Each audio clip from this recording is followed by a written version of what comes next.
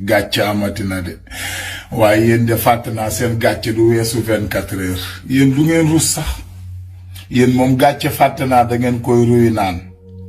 léegi nag yu mel nii bu amee ku ci nekk di ko jiñ sa morom nag di def ay post ay riposte tel pas le cas le coup est déjà parti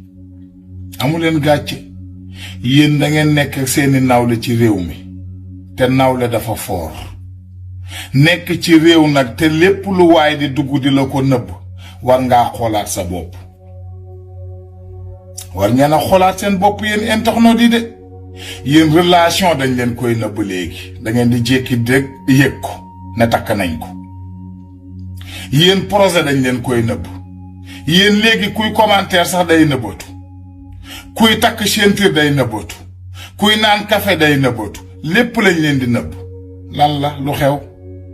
lu ngeen di wax wala yéen lu ngeen léegi yéen lu ngeen yëg mu yàqu man moom bokkuma ci génne leen ma ci man kaawuma dégluwuma yëguma